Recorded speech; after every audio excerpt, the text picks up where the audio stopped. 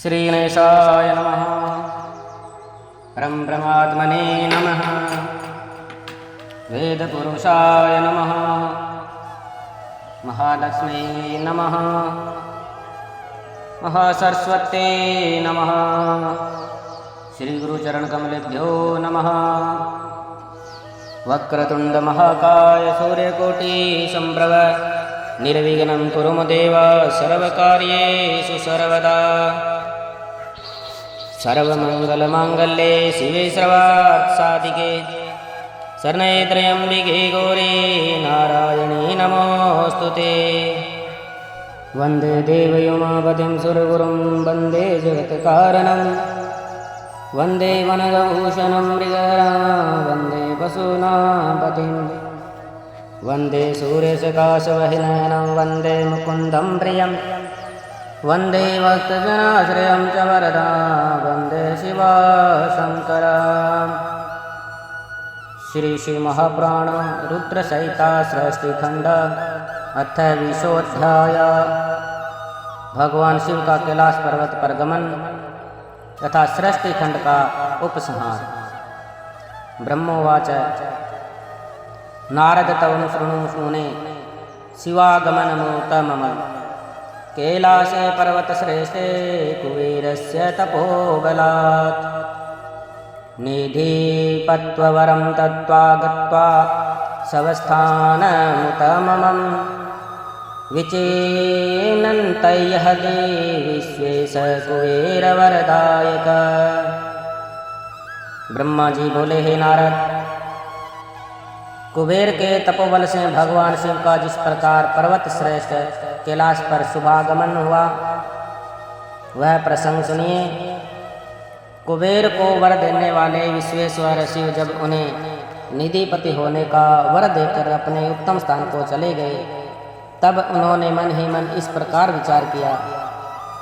ब्रह्मा जी के ललाट से जिनका प्रादुर्भाव हुआ है तथा जो प्रलय का कार्य संभालते हैं वे रुद्र मेरे पूर्ण स्वरूप हैं, अतः उन्हीं के रूप में निवास स्थान कैलाश पर्वत पर जाऊंगा। रुद्र मेरे हृदय से प्रकट हुए हैं, वे पूर्णावतार निष्कल निरंजन ब्रह्म हैं और मुझसे अभिन्न हैं। हरि ब्रह्मा आदि देव उनकी सेवा किया करते हैं। उन्हीं के रूप में कुबेर का मित्र बनकर उसी पर्वत विलास पूर्वक रहूंगा और महान तपस्या करूंगा। शिव की इस इच्छा का चिंतन करके उन रुद्र देवेन कैलाश जाने के लिए उत्सुक हो उत्तम गति देने वाले नारद स्वरूप अपने डमरू को बजाया।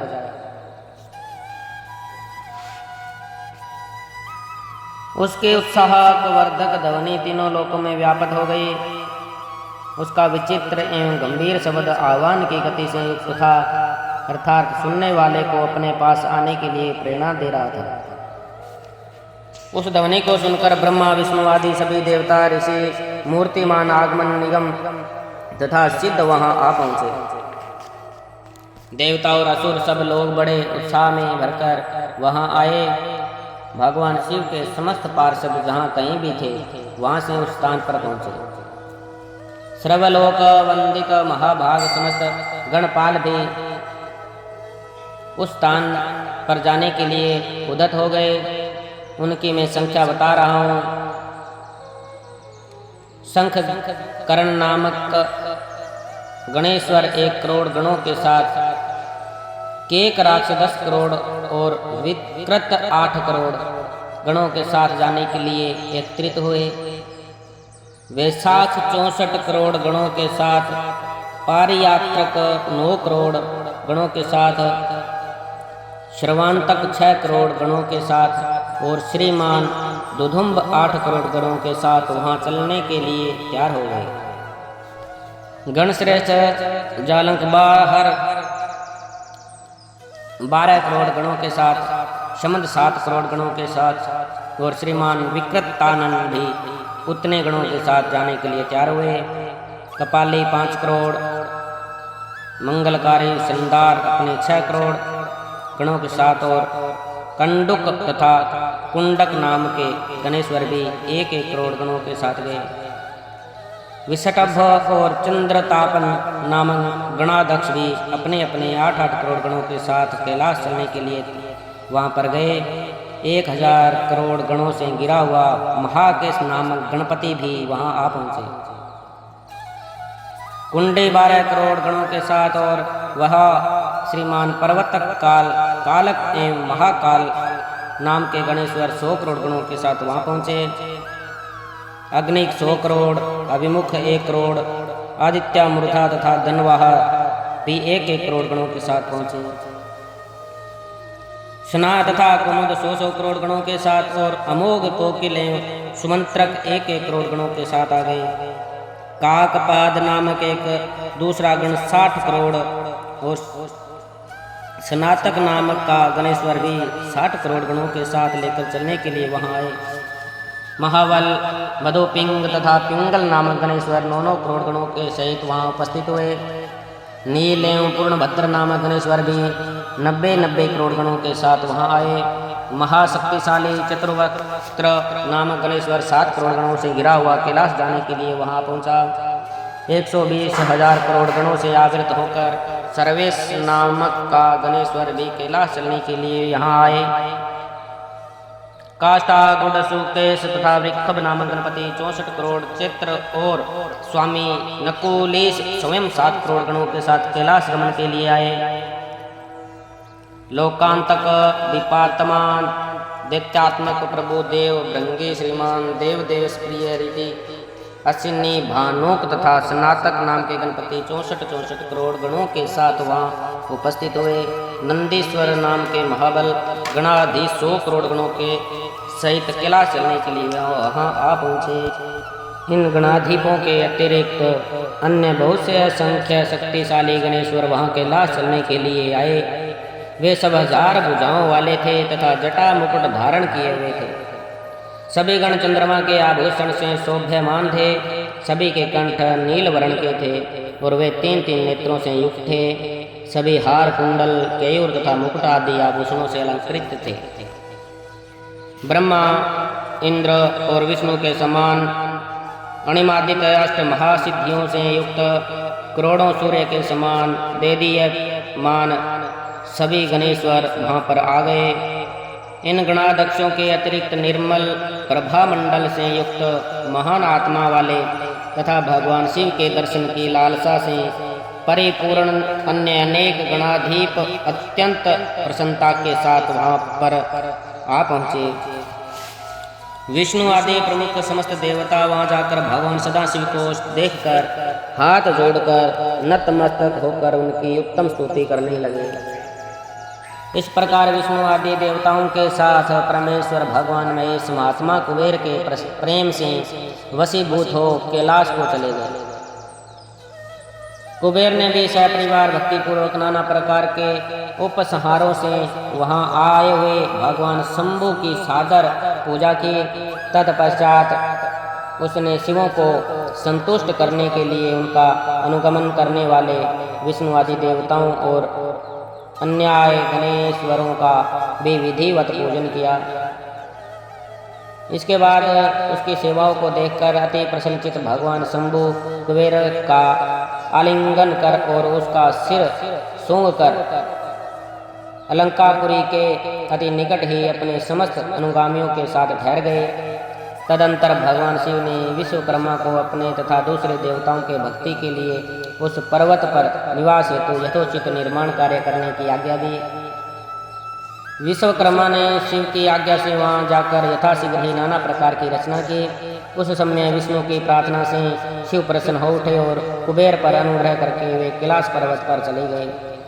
शुभ मुहूर्त में अपने निवास स्थानों में प्रवेश कर भक्तवत्सल उन परमेश्वर ने अपने प्रेम से सबको स्नात कर दिया। सभी प्रमोदित विष्णु आदि देवता, मुनिगण और अन्य सिद्धजनों ने मिलकर प्रेम पूर्वक सदाशिव का अभिषेक किया। हाथों में नाना प्रकार के उपहार लेकर सबने क्रमश उनका पूजन किया और बहुत महोत्सवों के साथ सामने खड़े होकर उनकी आरती उतारी। उस समय आकाश से मंगल सूचक पुष्प वृष्टि होने लगी और अत्यंत प्रसन्न होकर गान करती हुई अप्सराएं नाचने लगी। सब और जय जयकार और नमस्कार के सुसंस्कृत शब्द गूंजने लगे। उस समय चारों ओर एक महान उत्साह व्याप्त था जो सबके सुख को बढ़ा रहा था। उस समय सिंहासन पर बैठकर भगवान सदाशिव अत्यंत सुशोभित हो रहे थे और विष्णु आदि सभी लोग बार बार उनकी यथोचित सेवा कर रहे थे। सभी देवताओं ने पृथक पृथक रूप से अर्थ भरी वाणी और अभिष्ट वस्तुओं से लोका मंगलकारी भगवान शंकर का सत्वन वंदन किया। प्रसन्न चित्त सर्वेश्वर स्वामी सदाशिव ने उनकी स्तुति को सुनकर प्रेम पूर्वक उन्हें मनोवांछित वर दिए। हे मुनि, अभिष्ट कामनाओं से परिपूर्ण प्रसन्न चित्त से सभी देव मुनि और सिद्ध जन भगवान शिव की आज्ञा से अपने अपने धामों को चले गए। वे भी विष्णु के साथ प्रसन्नता पूर्वक चलने के लिए उद्यत हुआ। तब श्री विष्णु और मुझको आसन पर बैठाकर परमेश्वर शंभु बड़े प्रेम से बहुत समझाकर अनुग्रह करके कहने लगे। शिव जी बोले, हे हरे, हे तात, सदैव तीनों लोकों का सर्जन और संरक्षण करने वाले हे सूर्य श्रेष्ठ, आप दोनों मुझे अत्यंत प्रिय हैं। अब आप दोनों भी निर्भय होकर मेरी आज्ञा से अपने अपने स्थान को जाएं। मैं सदा आप दोनों को सुख प्रदान करने वाला हूँ और विशेष रूप से आप दोनों के सुख दुख को देखता ही रहता हूँ। भगवान सदाशिव के वचन को सुनकर वे और विष्णु दोनों प्रेम पूर्वक प्रणाम करके प्रसन्नचित होकर उनकी आज्ञा से अपने अपने धाम को लौट आए। उसी समय प्रसन्नचित भगवान शंकर निधिपति कुबेर का भी हाथ पकड़कर उन्हें अपने पास बैठाकर यह शुभ वाक्य कहने लगे। हे मित्र, तुम्हारे प्रेम के वशीभूत होकर मैं तुम्हारा मित्र बन गया हूँ। हे पुण्यात्मन, भय रहित होकर तुम अपने स्थान को जाओ, मैं सदा तुम्हारा सहायक हूँ। भगवान शंभु के इस वचन को सुनकर प्रसन्नचित कुबेर उनकी आज्ञा से प्रसन्नता पूर्वक अपने धाम को चले गए।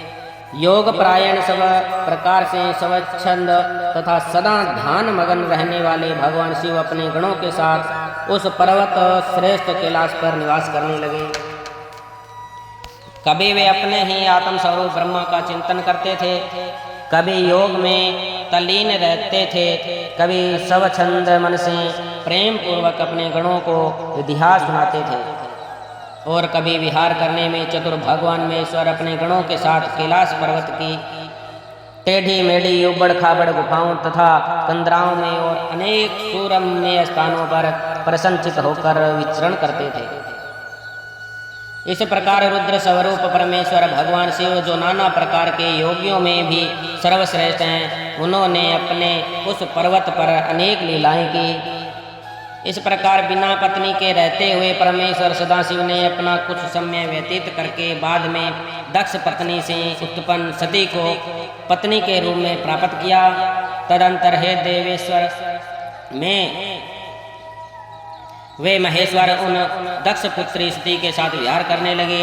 इस प्रकार सती के साथ पति रूप में लोकाचारण परायण रहते हुए भी बहुत सुखी रहते थे। इस मुनीश्वर, इस प्रकार मैंने आपको रुद्र के अवतार का वर्णन कर दिया। वे उनके कैलाश आगमन और कुबेर के साथ उनकी मित्रता का प्रसंग भी कह दिया। कैलाश के अंतर्गत होने वाली उनकी ज्ञानवर्धनी लीला का भी वर्णन कर दिया, जो इस लोक और परलोक में सदैव सभी मनोवांछित फलों को प्रदान करने वाली है। जो एकाग्रचित होकर इस कथा को सम्यक रूप से पढ़ता है अथवा सुनता है, वह इस लोक में सुख भोग कर परलोक में मुक्ति प्राप्त करता है। बोलिए शंकर भगवान की जय। इस प्रकार श्री शिव महापुराण के अंतर्गत द्वितीय रुद्र संहिता के प्रथम खंड में सृष्टि उपाख्यान के कैलाशोपाख्यान में शिव कैलाश गमन नामक 20वां अध्याय पूर्ण हुआ।